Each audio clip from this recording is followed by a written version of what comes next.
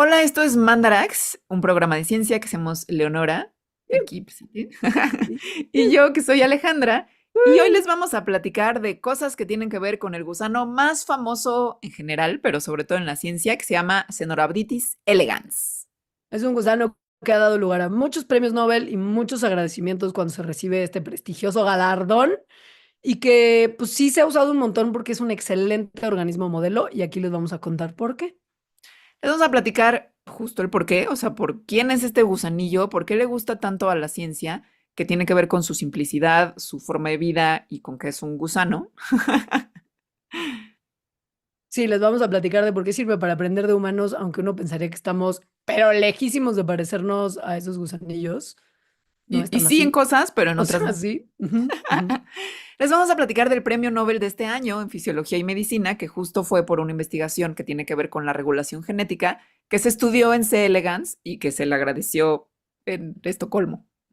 Vamos a platicar también de otras cosas para las cuales estudiar a C. elegans nos ha ayudado un montón a entender como el proceso de muerte celular programada, alias la apoptosis, alias la célula que explota.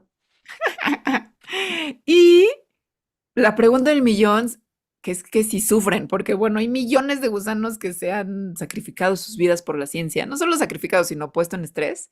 ¿Sufren o no sufren? Y vamos a hablar de un desastre espacial que aun cuando fue muy desastroso y muy trágico, nos ayudó a entender unas cosas bien interesantes, gracias también a C. elegans. Yo creo que C. elegans es el organismo que más ha ido al espacio en número. O sea, Probablemente. porque deben ir de miles, ¿no? Cuando viajan. Sí, llevan tandas grandes. Sí. Ajá. Y en el pilón para Patreons, que ser Patreon es una cosa muy bonita en la que la gente cada mes bueno, se suscriben y cada mes nos dan dinero para que Mandarax siga existiendo y tienen ciertos beneficios. El beneficio mayor es sentirse con la increíble satisfacción de que este programa existe gracias a ustedes Patreons, gracias de verdad. Otras Dharma mil. satisfacciones, sí, otras satisfacciones está que tienen un pilón.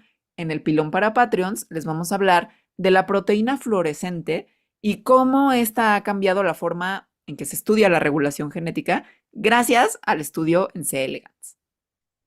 Arrancamos, no sin antes recordarles que Mandarax es un programa que es parte de la red Sonoro, les mandamos un abrazo y que tenemos redes sociales que son Mandarax, lo explica todo en Facebook, que es @las Mandarax en Instagram y @Mandarax en Twitter. Entonces cualquier cosa o cualquier duda o que sea así como de, ay Dios mío, dijeron algo de ser Patreon, ¿cómo me inscribo? En esas redes está toda la información. Entonces échenles un ojito y empezamos. Pues hoy vamos a hablar de un gusano que si alguien estudió biología o cosas así, seguro lo conoce y seguro sabe decir bien el nombre. Si no, es como un trabalenguas. Siento que hay dos animalitos que los biólogos vemos hasta el cansancio durante la carrera, dos animalitos y una bacteria.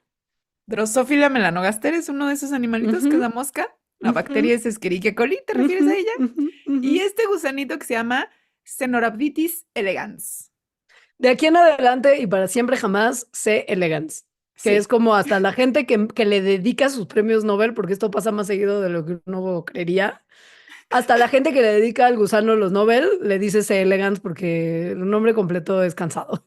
A mí me encanta decir Cenorhabditis, pero efectivamente voy a decir C. elegans. Vamos a estar sino Me dos encanta, horas aquí.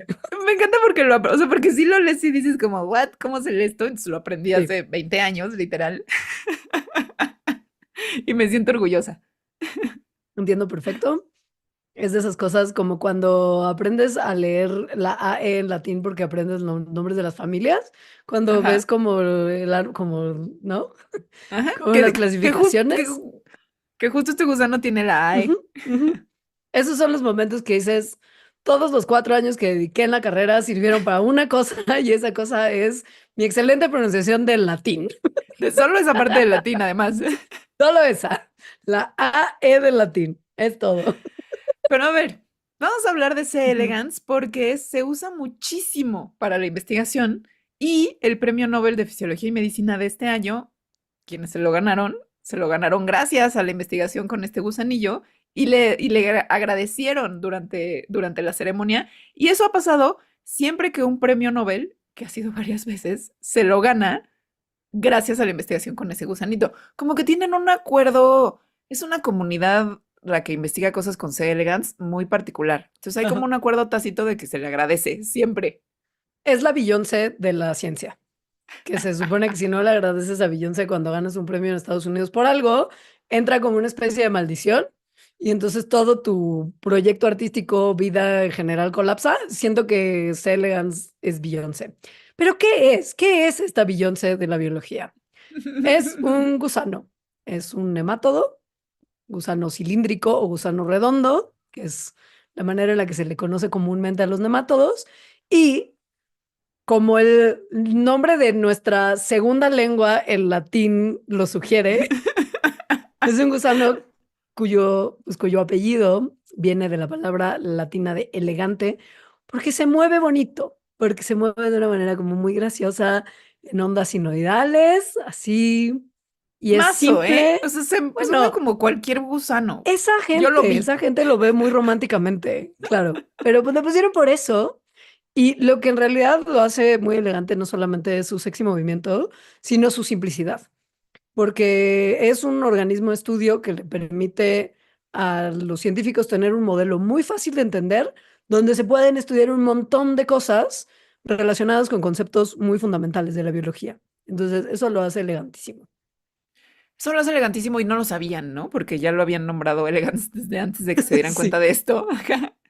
¿Y por qué es tan simple? A ver, vamos a describirlo primero. Es un gusanito muy pequeñito. O sea, ya de adulto mide como entre 1 y 2 milímetros.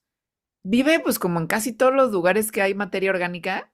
O sea, lo han visto seguramente si tienen como composta tal vez o cosas. O sea, es un gusanito muy pequeño. Su ciclo reproductivo es como de 3 días y tiene cada gusanillo como 300 hijos, lo cual también está muy bien para el muy estudio de la bien, biología, muy porque bien, quieres tener ciclos reproductivos rápidos para ver qué pasa en varias generaciones y muchos. claro. Em, es un gusanillo que come materia orgánica, entonces mantenerlo pues es súper fácil, o sea, le echas una cáscara de plátano y ya, ¿no? Con eso estás. No come, o sea, es depredador en el sentido de que lo que come son bacterias, pero las bacterias que viven en la materia orgánica. Y una cosa muy especial, que eso es de las principales razones por las que se usa como un modelo de estudio para tantas cosas, es que sabemos cuántas células tiene y ese número no cambia y tiene poquitas. Sí. Entonces, hay machos y hay hembras, aunque las hembras son hermafroditas, que eso también es una gran ventaja, como vamos a platicar ahorita. Los machos tienen 10.048 células y las hembras hermafroditas tienen 959. Todos siempre. O sea, ese es el número de células que tienen. Y además se sabe dónde están esas células en el cuerpo, desde la arbilla hasta que ya es grande, entonces como que se puede rastrear a dónde se mueven. Y también está la ventaja que dependiendo de la ética de cada quien, pero en general la ética pues no aplica para organismos que no son vertebrados, pues que se puede usar sin preocupación, ¿no? Que es como voy a matar a millones de gusanitos, no hay problema. Es mucho menos choqueante que usar modelos justo de vertebrados, ¿no? Como que ratoncitos y dices como, ¡ay! Te aprieta el corazón. Sí, C. elegans, como menos. matémoslos a todos, Sí. matémoslos. Porque además son gusanos. Y los humanos y los gusanos tenemos una relación ahí como medio. Como que Milenaria, no, sí. milenaria de asco. De asco, claro. Ahora, este gusano en particular, además de que sabemos exactamente cuántas células tiene y dónde están y qué hace cada una de ellas en todo momento, y por lo mismo les hemos puesto hasta nombres a estas células, es muy fácil de mapear a dónde van y para dónde se mueven porque no solamente sabemos que el número es limitado y siempre es constante, sino que además, para mayor facilidad de los biólogos, estos gusanos, cuando los iluminas con la luz de un microscopio, son transparentes, bueno, translúcidos. Entonces podemos ver su rellenito y podemos ver de manera como justo muy clara, como si fuera como un modelo de plástico de estos. ¿Te acuerdas el mal viaje de como Ajá. como, ay, ¿cómo se llamaban? Los Los que muñecos vendían estos en, los que que vendían en Metro Copilco. pero que de niños también, o sea, en los 80 había un juguete que era como para que aprendieras el cuerpo humano, que eran como cuerpos transparentes donde podías ver todos los órganos Sí, internos de a hombres mí, y a mujeres. mí sí me latía. Bueno, claro, pero, o sea, para el niño promedio no biológico, o sea, no biólogo del futuro, quizá era raro. Pero bueno, estos gusanos hacen eso. Y entonces es muy fácil ver todos los momentos de su desarrollo porque literal se puede ver lo que está pasando adentro de su cuerpo. Eso está muy útil. Muy Luego, útil. esto que les digo de que las hembras son hermafroditas, quiere decir que producen espermas, además de óvulos, entonces pueden inseminarse a sí mismas. Y eso es, o sea, para la biología es muy bueno porque entonces las cruzas que se hacen, o sea, si cruzas un macho y una hembra, pues obtienes progenie, hijitos, que tienen un mix de sus genes. Pero si dejas que las hembras hermafroditas se crucen solitas, sin machos, que es el sueño de muchas mujeres Todas queremos humanas, ser C elegans. es como ya no te necesito. Pero bueno, las C. elegans que se cruzan consigo mismas no tienen ese mix de genes. Entonces eso hace que puedas hacer líneas, entre comillas, puras y que puedas estudiar mejor la genética de esta forma. Y bueno, lo que esto permite es que, por ejemplo, cuando quieres estudiar ciertas mutaciones en particular y sus efectos, como, qué sé yo, mutaciones del sistema nervioso, como algunas que afectan motricidad y cuestiones, pues justo del movimiento del cuerpo, que generalmente no pueden estudiarse porque para tener crías necesitas cruzar y ahí se modifica la carga genética de los organismos, pues aquí básicamente puedes literal mutar lo que quieras y ver exactamente el efecto de esa mutación también en siguientes generaciones. Cómodo, O simple sea, y elegante. todo bien con eso. Todo bien con Simple y eso. elegante como dice su nombre, elegance. Ahora uno pensará, ¿por qué estudiar un gusanillo todo chiquito? No tiene huesos, o sea, es muy diferente que un humano, ¿no? Muy, muy. ¿Para qué estudiamos eso? Y mejor no estudiamos a los humanos, porque justo una de las cosas de C. elegans y por eso la gente se gana premios Nobel es porque sirven para algo para la humanidad. Bueno, porque la evolución, porque la evolución que nos hace a todos primos hermanos en algún momento, si te vas muy para atrás. Muy para atrás, sí. Ujú. El proteoma, que son las proteínas que produce el genoma, el proteoma de C. elegans, el 83% está codificado por genes que tienen un gen homólogo en nosotros, es decir, un gen que tiene un ancestro común con un gen humano, el 83% de su proteoma. Eso no quiere decir que las proteínas, del 83% de las proteínas de C. elegans, realicen la misma función en nosotros. Pero luego, si se investiga más o menos como el 50% de los genes que codifican para proteínas de C. elegans sí tienen un correspondiente primo, digamos, en los humanos. O sea, el 50% de los genes que codifican para proteína de C. elegans, existen esos genes primos en nosotros que conservan la misma función. Por lo tanto, es súper útil para estudiar eso, para estudiar la genética y que producen esos genes. Esto está muy impresionante porque la evolución que me conmueve, porque los linajes que llevaron a C. elegans del presente y a nosotros los humanos del presente se separaron hace más o menos 700 millones de años. O Muy sea, conservado.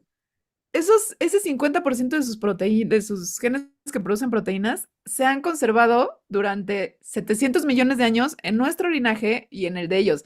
Y por lo tanto en linajes de muchísimos otros animales, porque pues lo que hay en medio o sea, los primos que hay en medio de C. elegans y nosotros son prácticamente todos. Sí, sí, sí, sí, sí, claro, obviamente. Ajá, Sí, la línea no es tan directa, hay mucho en el ajá. Inter. Y bueno, pues obviamente, si hay esta conservación, también no le extrañará a nadie que les digamos que muchas de las señales moleculares que controlan el desarrollo de estos gusanitos también están en muchos otros organismos más complejos, como nosotros, que la manera en la que entonces uno modifica ciertos genes en C. elegans en estudios pueden arrojar luz sobre cómo se pueden modificar también esas funciones en animales más complejos como nosotros, que si logramos tener como mutantes que de alguna manera arrojan información para ciertas enfermedades como trastornos neurológicos y cuestiones del corazón y enfermedad renal, pues podemos usarlos como un modelo para estas enfermedades en nosotros. O sea, básicamente la correspondencia que hay entre unos y otros, por más que parezca tan lejano un gusanito redondo de nosotros que somos tan inteligentes y aprendemos de nuestros errores y votamos por gente muy distinta en las elecciones de Estados Unidos, aprendiendo de lo que pasó en el pasado, se pueden estudiar muy bien ahí. Y además, pues se les pueden de repente también hacer, pues sí, como que se pueden usar para desarrollo de fármaco, o sea, para muchas cosas. Es un animalito muy práctico. Muy práctico. Hay varios Nobels que se han ganado gracias a la investigación con C. elegans. No les vamos a platicar de todos, porque si no sería un programa de muchos Nobels. Son como 8 los Nobels que se han ganado por esta investigación. De hecho, Les vamos a... consideren que, o sea, consideren que este es el programa de los Nobel del año. Sí, porque sí vamos a explicar el de este año. Exacto. Y normalmente sí hacemos un recuento de los Nobelcitos, pero básicamente son dos de inteligencia artificial y lo que les vamos a contar hoy. Entonces ya hicimos el Nobel de física Sí, hace unos ya, programas. ya está. Y también un poco el otro, porque pues va de lo mismo. Entonces, listo, perfecto. Check. A ver, el primer Nobel que se ganó gracias al gusano fue por el señor que se llama Sidney Brenner, que dijo que se aferró literalmente y dijo, necesitamos un organismo modelo, yo creo que va a ser este, lo buscó y sí fue y lo investigó muchísimo y se supo muchísimas cosas del gusanito, pero además de los humanos también, gracias a él. Y fue también la primera persona que empezó con esta tradición de agradecer al gusano durante la ceremonia de los premios Nobel. Muy Y lo dijo cotorro, además Don, muy cotorro. muy cotorro, porque la frase que dijo fue, el gusanillo merece todo el honor, pero por supuesto que no voy a poder compartir con él el premio monetario. Guaca, guaca, guaca. Gente cotorra de la ciencia. Ajá. Que se gana Nobel, que Él se es, gana digamos que, Nobel. si C. Elegans es la Beyoncé del mundo de los gusanos, del doctor Brenner es su manager quien la descubrió. Ya sabes, como básicamente su papá que creó Destiny's Child. Totalmente. Y sí, y lo que pasó de 1963 para allá es Que es que cuando lo encontró. literal el Ujú. tipo, que es cuando lo encontró y descubrió que era un organismo modelo súper útil, y en 1963 se sabía mucho menos en general de lo que se sabe hoy. O sea, el potencial real de ese elegans como organismo modelo, él para nada lo pudo vislumbrar como sabemos hoy que funciona. Pero él, de alguna manera, como que pensando en qué le podía funcionar, fue como de, bueno, lo que necesito ver, ahora que ya tenemos microscopios electrónicos, es dónde terminan unas células y empiezan otras. Esto tiene que hacerse con una microscopía muy específica, entonces tiene que ser un microscopio electrónico. Necesito un organismo chiquito que cupiera la ventana de estos microscopios. Los ratoncitos, bendiciones, no caben. Entonces, pues este como gusano que me Chiquito encontré, me y late. transparente. O sea, Sí, como que sobre todo por lo que translúcido. transparente. Ajá, sí. Ajá. Dijo, órale, va. Y algo que le dio como buena vibra, algo que le vibró que podía funcionar, es porque se dio cuenta, porque transparente justo, que el gusano solamente tiene 302 neuronas cuando nosotros tenemos millones, ¿no? Y es por lo mismo mucho más difícil estudiar nuestro sistema nervioso que el suyo. Y además se pueden ver a través de su piel transparente, entonces se pueden estudiar mucho más fácil. Práctico, sencillo. Obviamente, si esto es lo que le interesó, que tenía 302 neuronas, es porque a este señor le interesaba mucho estudiar el sistema nervioso y sobre el sistema nervioso y el desarrollo de los organismos, en el cual el desarrollo del sistema nervioso es súper importante. Es por esto que Sidney Brenner y otros dos en 2002 se ganaron el premio Nobel, porque a través del estudio de cómo se desarrolla desde que se fertiliza hasta que ya es un adulto, los gusanitos estos, C. elegans, pues pudieron encontrar un montón de cosas de cómo es el desarrollo, es decir, de cómo las células van cambiando a través de que eso, de que eres ni siquiera feto, ¿no? O sea, de que eres un unión esperma con un óvulo a que ya eres un organismo adulto. Ese es el desarrollo. También investigaron la programación de la muerte celular y cómo esto se mantiene bajo control, lo cual es súper útil para entender otras cosas, como por ejemplo el cáncer.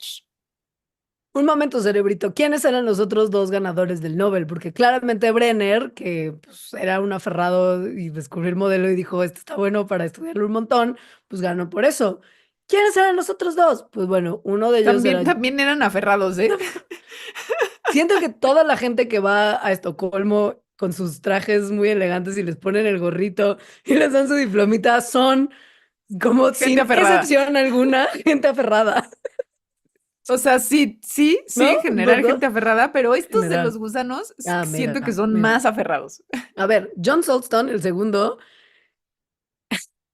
como que molestó C. elegans al grado de como desarmarlo para identificar cada una de sus células, sus linajes celulares y a dónde iba cada célula en cada momento del desarrollo.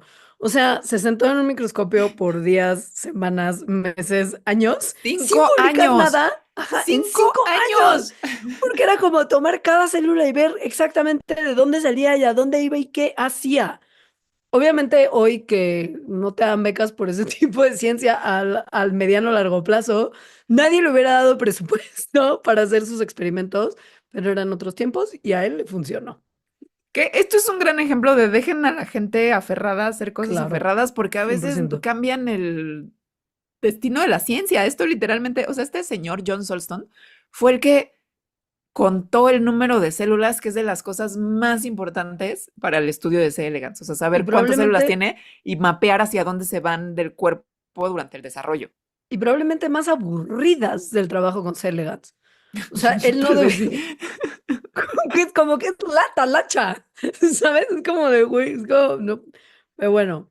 Y un tercero, que Hay creo un que la pasaba tercero. mejor. Él creo que lo suyo tenía como más jiribilla. Un tercero que se llama Bob Horvitz, que lo que hizo fue identificar un gen en C. elegans que se llama SED3, que es un gen importante para la programación de la muerte celular, que es una parte importante del desarrollo en general, ¿no? Que unas células sí se mueran. Resulta que SED3, este gen del gusano, es un homólogo, es decir, es un gen que comparte un ancestro común con un gen de nosotros, de los mamíferos, que se llama BCL12. Entonces, al investigar esto, se dio cuenta de que la muerte celular programada, que es la apoptosis, pues tiene que ver y tiene un papel central en el desarrollo, en el crecimiento de las células, en el cáncer, en enfermedades, por ejemplo, neurodegenerativas.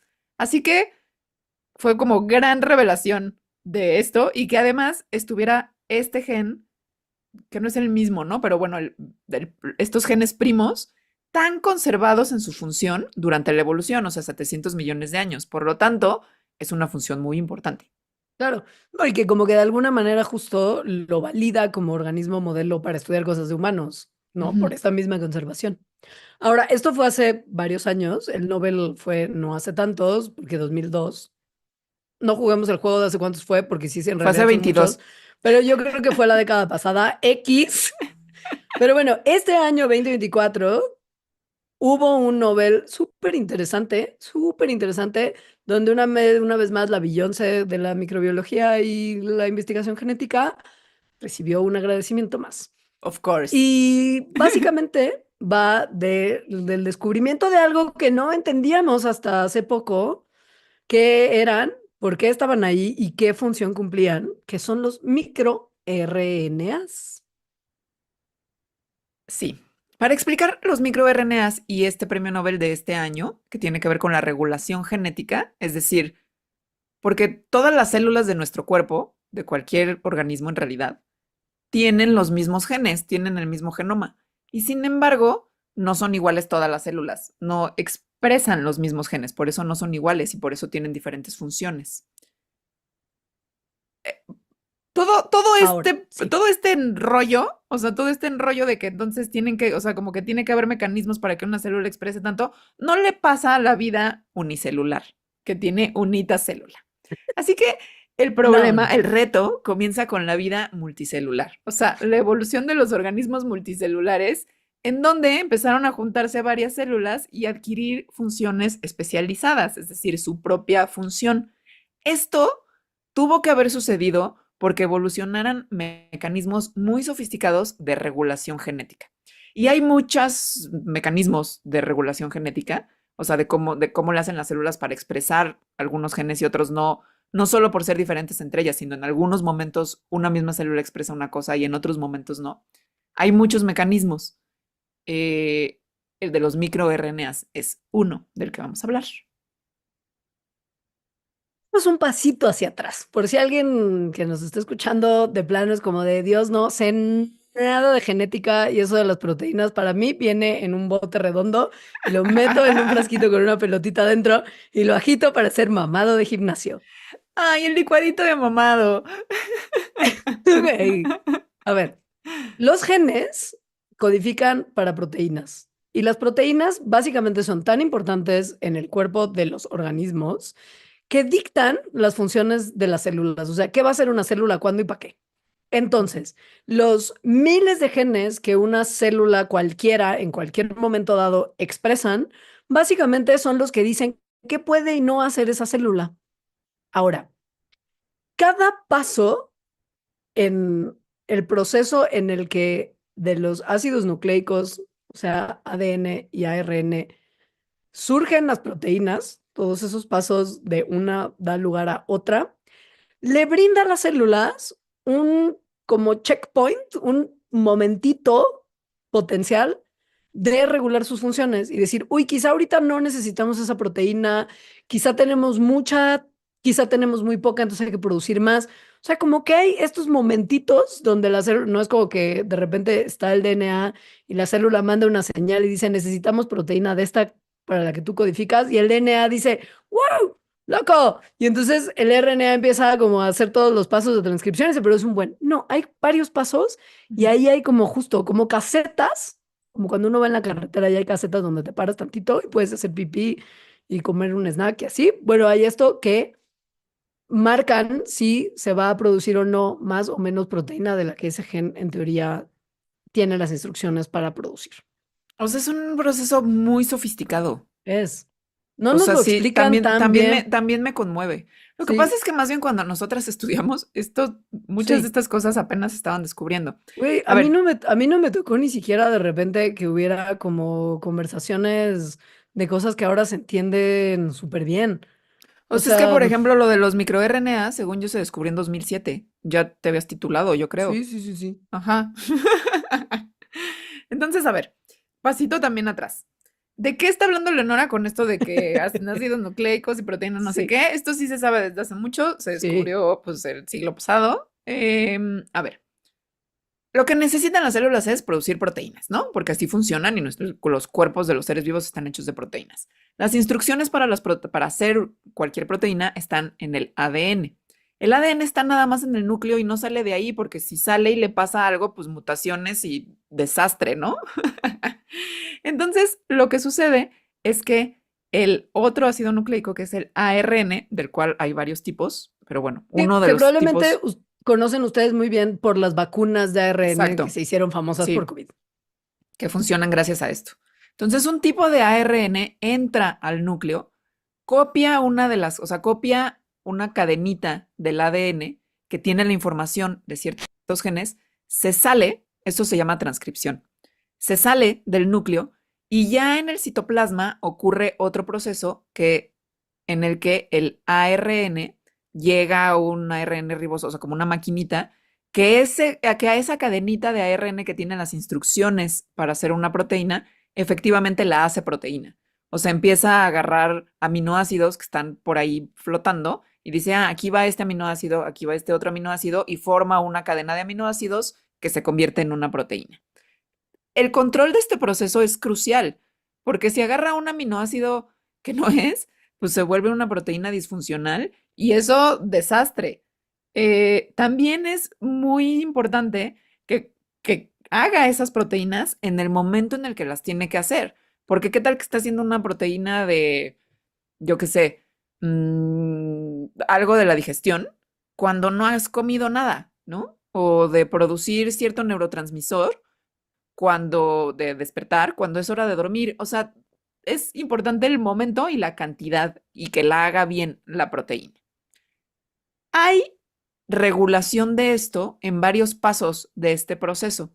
Y uno de estos pasos es después de la transcripción, es después de que se copió la información del ADN al ARN. Esa es la que nos va a importar ahorita. Claro, pues es donde se decide qué tanta, Ujú. cuándo, si ya se debe de parar o si se debe seguir. Y es en ese punto en particular en donde entran los muy recientemente galardonados microARNs. Los microARNs que no existían cuando yo estudié la carrera, así como tampoco había epigenética. Los inventaron en el 2005. Los inventaron después Los de que Arcade inventaron Fire sacó su Ajá. disco Funeral. Diosito escuchó Fiona y le dijo, voy a inventar algo. Me inspira. Este disco me inspira, voy a hacer algo nuevo. Mágico. Bueno, y creó entonces, Diosito, después de ese momento catártico, creó unas moléculas chiquititas de ARN que en realidad no sirven para codificar proteínas, sino que más bien son reguladores. Son como pequeños, pues sí, como pequeñas casetitas en el road trip del ADN a proteína, que es donde ayudan a decidir si un RNA, o sea, como el mensaje que ya se transcribió, va a El que usarse salió en del ese, núcleo. que salió Ujú. del núcleo, va a usarse en ese momento para producir una proteína o no se va a usar para producir una proteína. Es como, sí, como la seguridad del aeropuerto. Ahí deciden si tú puedes meter tu botellita de agua o no. Lo que hacen es, sale el ARN mensajero, el que trae copiada la información del núcleo y dice como, "Ujú, conviértanme en proteína". Y entonces llegan los microRNAs y dicen, no, un momento. Lo encuentran al ARN mensajero, los microRNAs, por una secuencia complementaria, es decir, una secuencia de pares de bases, de letritas que tienen los ácidos nucleicos como el ADN y el ARN, y así se le pegan, ¿no? O sea, como que si tienen su secuencia que es complementaria a ellos, que coincida, van y se unen. Entonces, cuando se une un microRNA a un ARN mensajero, bloquea que pueda ser leído por el ribosoma y por lo tanto que se pueda hacer una proteína. O sea, le hace Ya, como, eso tiene un estorba. nombre, ¿no? Le hace un cockblock. Un cockblock, es un estorbón. Ajá, Sí. ajá. Y pues el resultado es que se reduce la proteína que originalmente se iba a producir, ¿no? O bien se detiene por completo. Si es una proteína no deseada, el microRNA dice no más. O se reduce su cantidad en la célula. Y esto tiene mucha importancia porque ayuda a que la célula pueda responder a cambios en el entorno o controle procesos importantes como el crecimiento, como qué tipo de célula es a la que se va a convertir una célula como en los primeros momentos de nuestro desarrollo, etcétera. O sea, en resumen, básicamente, los microARNs son pequeños como switches, como interruptores, que ayudan a que la célula pueda regular los niveles de creación de ciertas proteínas cuando ya se había mandado la instrucción del DNA. Muy importante porque Muy. los organismos están interactuando con el entorno que está cambiando momento a momento literal. Entonces, esto hace, o sea, este mecanismo de regulación post-transcripcional hace que puedan responder muy rápidamente a lo que ocurre en el medio externo, ¿no? A que si ya comiste o no comiste o de repente llovió, lo que sea, ¿no? ¿Cómo los descubrieron? Que es parte del premio Nobel. Bueno, pues no se sabía nada de esto porque Diosito no los había inventado, Ajá, ajá. hasta que dos investigadores que se llaman Víctor Ambros y Gary Ruvkun, en 1993, con la ayuda de C. Elegance, dijeron, ah, no manches, esto existe. No fue 2005, perdónenos, no habían escuchado el disco de Arcade Fire.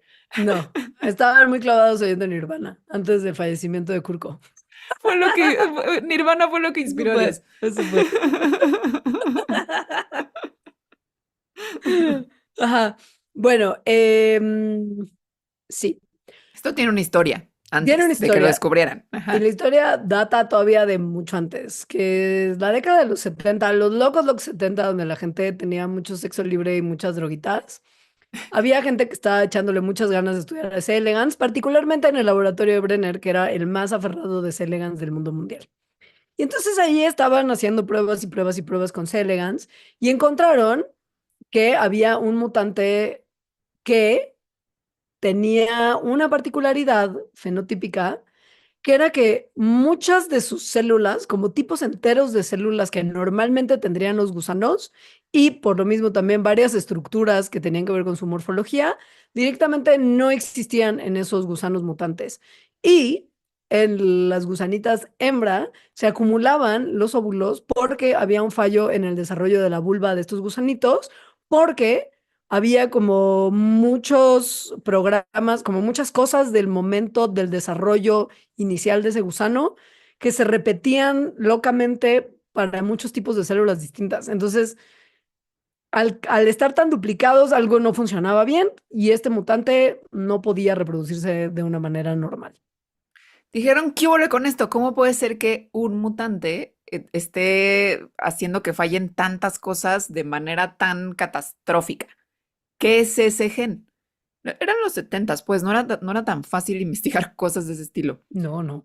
Empezaron justo a ver qué es lo que pasaba y se dieron cuenta que este mutante lo que hacía era que regulaba el tiempo de desarrollo de muchas cosas. Es decir, no es que produjera una proteína, sino que más bien era un regulador de la expresión genética. Una vez que se dieron cuenta de esto, empezaron a ver que existían otros mutantes que también lo que producían eran defectos en el desarrollo y empezaron a caracterizarlos, sobre todo a un otro. Entonces, ya para este momento tenían dos líneas mutantes que sabían que la mutación que causaba todos estos efectos morfológicos, fenotípicos, etcétera, eran genes que controlaban el desarrollo. Y pues, ¿qué onda con esos genes? Que nos surge saber. Pues Pero sí. pues no era tan fácil entender algo que como que no se había entendido muy bien que podía pasar, ¿no? Como genes que se activan en momentos específicos y luego se apagan en otros. Eso era Y que, como de, ade- no, ¿qué onda? y que además no están produciendo proteínas, sino que más bien están No. interactuando con otros ácidos nucleicos para que no hagan lo que tienen que hacer. Pues llegó 1993 y Victor Ambrose, escuchando Nirvana, que motivó claramente a Dios a crear los microRNAs, junto con su colega Rosalind Lee, descubrieron que otro gen, que se llamaba LIN4, estaba muy involucrado en controlar este otro gen que si mutaba hacía todo este desorden. Pero no era porque estaba codificando para una proteína que hiciera el desorden como tal, que era lo que los investigadores estaban esperando. En vez, este gen lo que hacía era producir una molécula chiquita de ARN, que fue, en ese momento no se había sabido eso, ¿verdad? Pero fue como de, wow, están descubriendo el primer micro ARN. Y lo que hacía este primer micro ARN era unirse al ARN mensajero de la proteína que se descocaba y lo bloqueaba, impidiendo que esta proteína se produjera y que el gusano pudiera avanzar a la siguiente fase de desarrollo. O sea, como que encontraron justo el primer bloqueo identificado que estaba generando mucho caos en el proceso de desarrollo de este pobre gusanito mutante. Encontraron el primer cockblock y dijeron, bueno, pues Ujú. esto debe ser nada más del gusano. O sea, esto está muy raro, está muy específico, está muy inusual. No es como entendemos la expresión genética, es algo particular de C. elegans. Pero después, en el 2000, Gary Ruvkun, que es el que se ganó el premio Nobel este año, se dio cuenta que C. elegans tenía otros microARNs y que además estos otros, en particular uno que le pusieron LED7, este microARN, Led Zeppelin. Ah, qué ver- no es cierto, perdón. no solo el que Led Zeppelin, el gen llamado Led Zeppelin en microRNA, llamado Led Zeppelin, no era particular y exclusivo de C. elegans, sino que también estaba en otros animales, como por ejemplo en las moscas que se estudian un montón, en los ratones que se estudian un montón y en nosotros los humanos.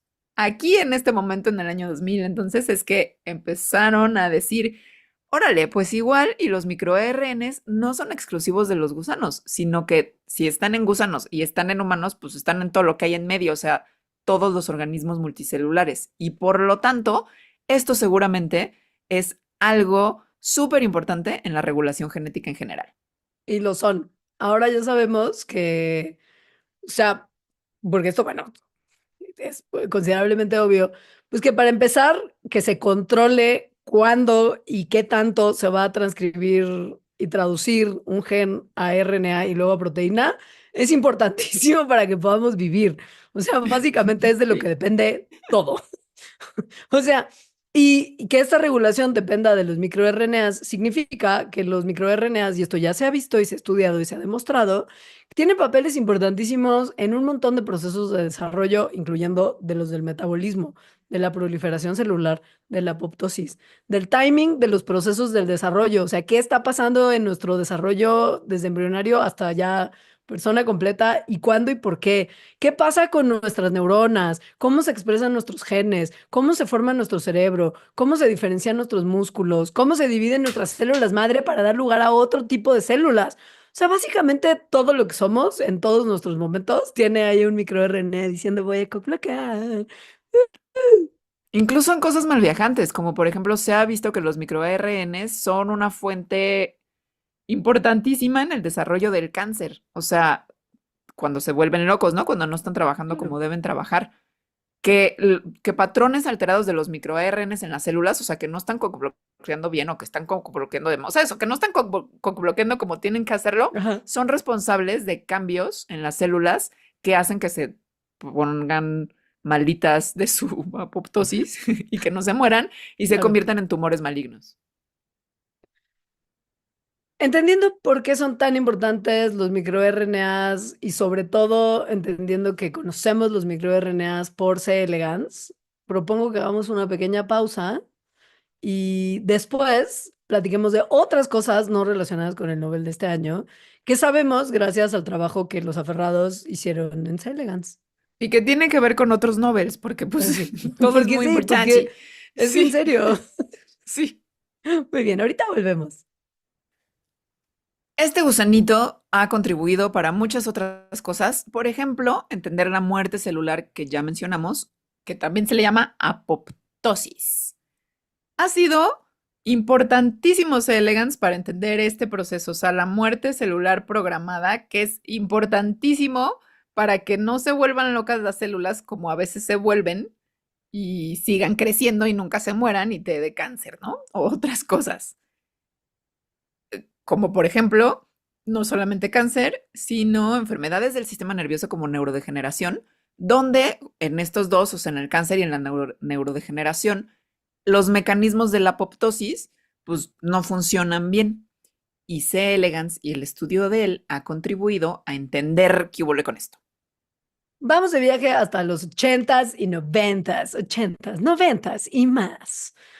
En esas décadas había muchos investigadores estudiando muy aferradamente C. elegans y un equipo en particular notó que había ciertas células en el gusano que, así como sin ninguna razón aparente, se morían durante el desarrollo y que este proceso, por más que no pareciera tener razón aparente, sí estaba muy regulado.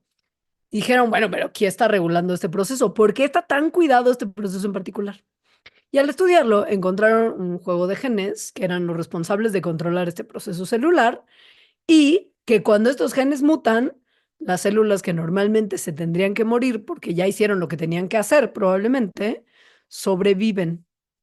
Y también se dieron cuenta de que había unos genes que actuaban como protectores de las células, haciendo que éstas no se murieran. Y si ese gen es defectuoso, pues entonces las células se mueren de más. Ninguno de los dos procesos nos gusta, ni que no se mueran, ni que se mueran de más. Entonces esta regulación es muy delicada y muy importante.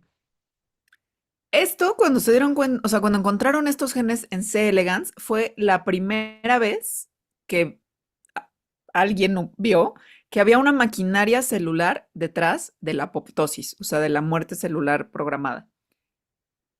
O sea, fue súper importante, por eso le dieron el Nobel a este señor que se llama Horvitz. Uno de estos genes se vio que lo que hace es codificar para una enzima que se llama caspasa, que tiene un papel central en justo la muerte celular en la apoptosis, incluso en los humanos. O sea, la caspasa la tenemos nosotros, la tiene C. elegans y la tienen todos los animales que hay en medio, ¿no? Em, Gracias a que descubrieron todo este juego de genes que tienen que ver con la muerte celular, es que se pudo identificar los genes similares a esos otros en humanos, y no solo los genes, sino los procesos de desarrollo de esos genes y de las células, de que se reproducen las células y luego se mueren, confirmando que la apoptosis es importantísima para la vida multicelular. O sea que es un proceso que está conservado pues prácticamente en toda la vida multicelular. Y gracias a eso se han podido hacer, por ejemplo, medicamentos que se dirigen directamente a la apoptosis o que restablecen que la muerte celular ocurra de la forma en la que tiene que ocurrir. Por ejemplo, en las dos condiciones que ya mencioné, que es el cáncer y las enfermedades neurodegenerativas. Hay otras cosas que se han estudiado con C. elegans que no parecerían tan transparentes, como lo es el gusanito, y que tienen que ver con no solo como mecanismos genéticos así simples y llanos de se produce o no esta proteína, sino que tiene que ver un poco con cuestiones de comportamiento y cosas que están pasando en el interior de las pequeñas mentes de esos animalitos redondos y chiquitines. Qué pobrecito, o sea, porque, Sí, o sea, la cosa es como, a ver, estamos matando a millones de estos gusanos. ¿Sufren o no sufren? Seguro no sufren.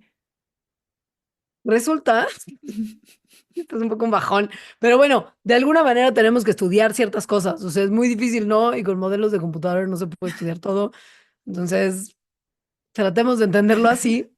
Pero pues es que ahora sabemos que así como los humanos, igual con menos detalle, quizá no lo sabemos tan exactamente, pero los humanos pueden formar una suerte de recuerdos de asociación, o sea, recuerdos que asocian, por ejemplo, un sonido en particular o un olor en particular o un tono de voz en particular con un resultado y Con una que memoria de algo horrible que pasó, ¿no? O sea, sí, pues es como que eso. asocia, ok, O es sea, es hasta el que, bueno. síndrome de estrés postraumático, literal. Pues O sea, sí, como, ajá, básicamente, que asocias que cuando algo está sucediendo y lo percibes sensorialmente, es que va a pasar otra cosa, porque ya pasó en el porque ya pasado, pasó en el entonces pasado. asocias eso. Ujú.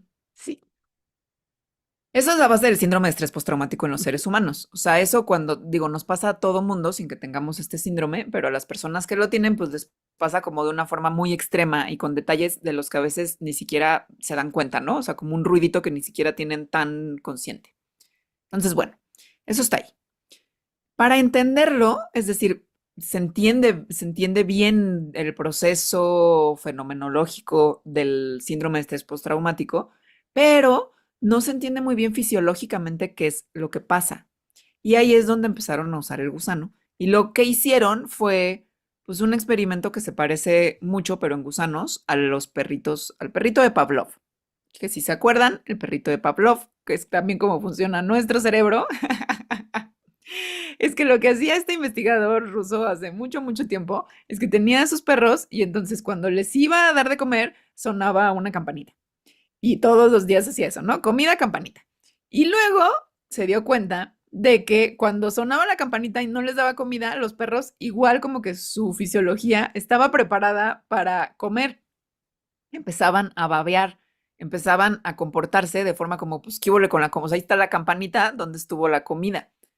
Esto fue súper importante en la psicología porque se dieron cuenta de que los cerebros, o sea, de que los seres, de que los animales forman asociaciones entre dos, o sea, que pueden formar asociaciones entre dos estímulos. En este caso, los estímulos eran el sonido de la Positivos. campanita y la comida.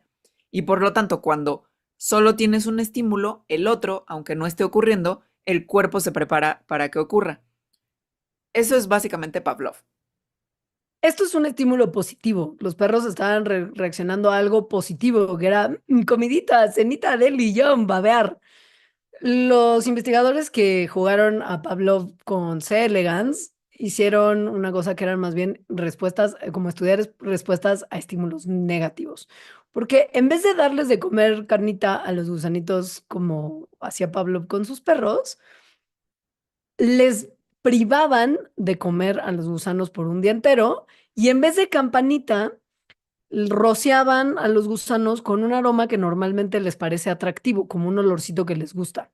Y lo que los investigadores esperaban era que el que los gusanos empezaran a vincular este olorcito que les gustaba con la sensación de hambre, iban a aprender que de aquí en adelante ese olor placentero es una señal de que viene un pedo, o sea, de que va a haber una situación De que perturbadora y viene un problemática. día de no comer, ¿no? Que está Ajá, horrible porque además, pues, o sea, vives 3 meses, creo que viven, ¿no? Un día para ellos es más que un día para nosotros. mucho más, sí. Entonces, bueno, los entrenaban pues, entre comillas, pues, o sea, hacían esto durante un Ujú. día. Después de un día se dieron cuenta, o sea, les daban de comer y entonces ponían olorcito. Se dieron cuenta de que a pesar de que sí les daban de comer, como estaba ya el olorcito que los había traumado el día anterior, entraban los gusanos en un modo de defensiva y se empezaban a aprender genes que protegen del estrés. O sea, entraba todo su cuerpo en modo estrés para defenderse. Esto pasaba aunque hubiera comida, si había el olorcito ese, o sea, el olorcito para el que habían sido entrenados slash traumados. Entonces, gracias a esto, o sea, gracias a poner a morir de hambre a gusanitos con un olor que antes les gustaba, se pudo entender mejor a nivel fisiológico, porque estaban viendo ya los genes y las cosas que pasaba a ese nivel, cómo esta asociación o aprendizaje entre dos estímulos pasa. Em, sí, y ya, pobrecitos. No es lo más buena onda, pero lo que sí es buena onda que resultó de este estudio es que como además Elegant solo tiene 302 neuronas, o sea, una cosita de nada, con técnicas de neurogenética, los investigadores podían ver exactamente en qué neuronas estaban trabajando cosas que tenían que ver con estos recuerdos de asociación, que es muy difícil de estudiar en otros animales que no son literalmente tan transparentes. Y que no tienen 302 neuronas, ¿no? Exacto. Sino millones. Entonces, empezaron a estudiar otros procesos como de entrenamiento de estos gusanos para ver exactamente cómo se activaban estas neuronas y qué reacciones fisiológicas venían después de esta situación como de justo, de aprendí que esto me va a estresar, entonces voy a aprender a reaccionar frente a ese estrés, que eventualmente ya los entrenaron a que con que les apuntaran con una luz, ya los gusanos decían como, viene el hambre, y entonces prendían sus mecanismos de defensa contra el estrés, que es súper interesante, porque pues literal en ningún otro modelo animal se hubiera podido estudiar una cosa así, como de exactamente en qué parte del cerebro está pasando algo como tan trascendental para la supervivencia de un organismo, ¿no? Y eso está chido. Esto está muy cañón porque para hacer esto modificaron genéticamente a los gusanos. O sea, como que primero dijeron, ah, aquí están los genes en las neuronas que hacen que se metan en modo de estrés. Entonces luego modificaron genéticamente a esos para que esos genes en las neuronas se activaran justo nada más poniéndoles una luz.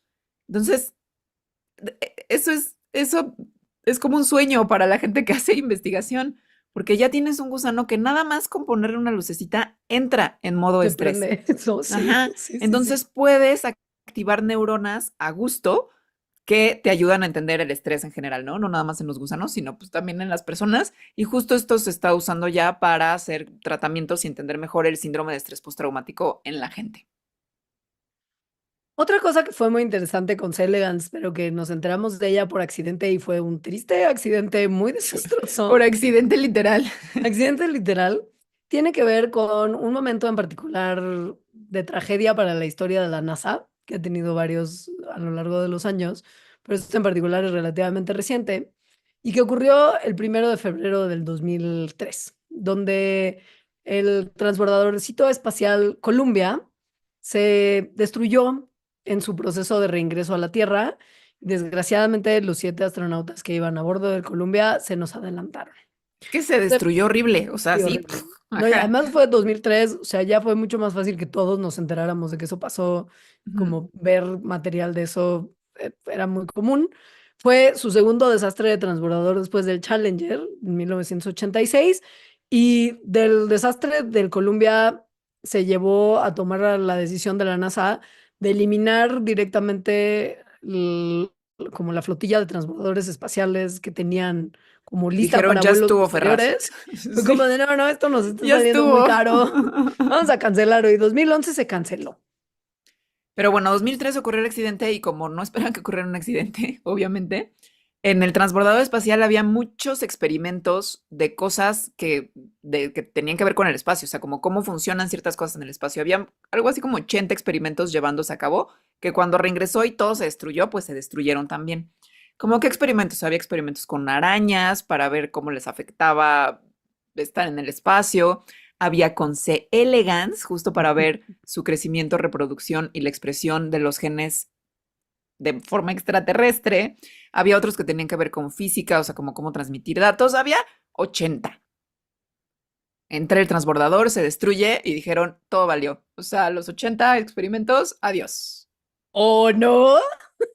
Es que todos los experimentos valieron queso, excepto el de ese elegance. O sea, resulta que el grupito de ese elegance que se habían llevado vivos al espacio para ver qué les pasaba en el viaje espacial, sobrevivieron no solamente el proceso de reentrada a la Tierra, pero el proceso de reingreso a la Tierra en una cosa como desprotegida, porque el transbordador estalló. Entonces, Sí. ellos estaban como en un termo un protector, pero pues originalmente iban a poder sobrevivir el reingreso a la Tierra porque ese termoprotector estaba dentro probablemente de unas cajas de metal especiales, adentro de un transbordador que en teoría iba a poder resistir las condiciones drásticas del reingreso a nuestra atmósfera, que no es nada fácil. Y pues cuando estalló nadie pensó que estos gusanitos iban a estar vivos porque muchísimo calor y presión y así. Y güey, Selegans del experimento sobrevivieron, sobrevivieron, Sobrevivieron, sobrevivieron. sobrevivieron. Sí, ajá. O sea, llegaron al parecer o sea, una de las razones por las que sobrevivieron es que cuando estalla el transbordador y se deshace de la atmósfera, la cosita en la que iban C. elegans como que empezó a ir más lento que todo lo demás.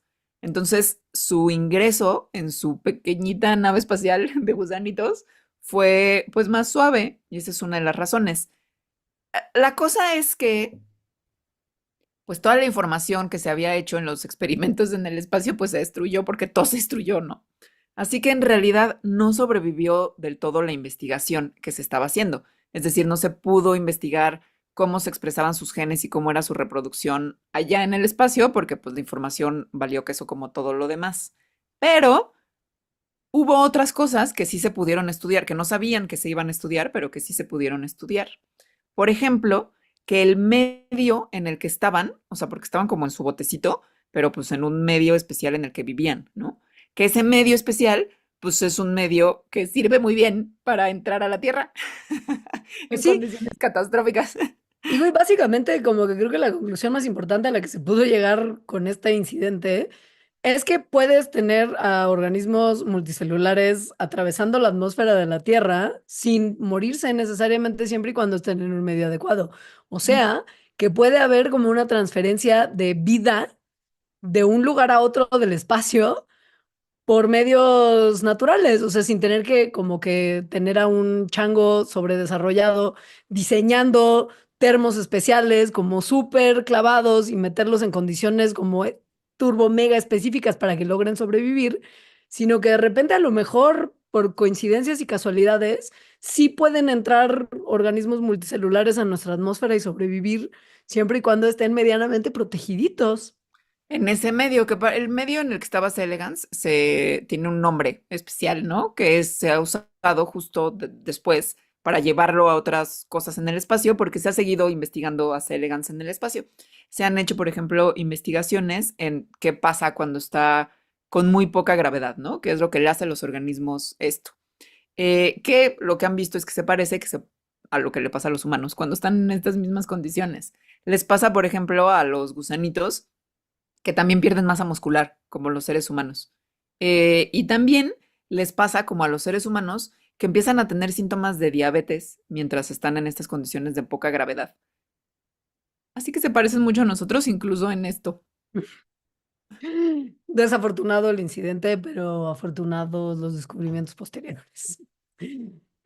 No es esto lo último que se conocerá gracias a C. elegans, siendo que sigue siendo un organismo modelo idóneo. Entonces, podríamos pensar que en varios años incluso podría haber una segunda parte de este Mandarax, pero por ahora, para la gente que no es nuestro Patreon, vamos a dejar el listado de ventajas que nos ha dado este gusanito de nombre muy difícil de pronunciar, porque, pues sí, ya se nos acabó el tiempo, pero en el contenido especial para nuestros Patreons vamos a hablar de una cosa bien padre, como un experimentito más, que también ganó un Nobel, porque esto es muy importante para conocer mejor el interior de nuestros organismos y cómo funcionan las cosas en tiempo real mientras los organismos están vivos, que tiene que ver con el uso de proteínas fluorescentes como un medio de contraste para ver qué está pasando adentro de nuestros cuerpos y cómo C. elegans ayudó para que supiéramos que eso se puede usar. Así que, si no son Patreons, consideren hacerse en patreon.com/mandarax. Y si no, por cualquier razón, pero les gusta este programa, compártanlo con sus cuates, con sus compas, denos like en donde lo escuchen y Sí. esas cosas, ya saben. Pero sí consideren hacerse nuestros Patreons porque además del contenido especial, es real que este programa sobrevive de forma básicamente exclusiva por la atención de sus Patreons que mes con mes contribuyen. Entonces, si usted se hace nuestro Patreon, en serio no sabe qué paro nos tira. Digo, como Sí. por Ujú. si quiere hacer el bien, sin mirar a quién, mírenos a nosotras. Y eso es todo. Adiós. Adiós.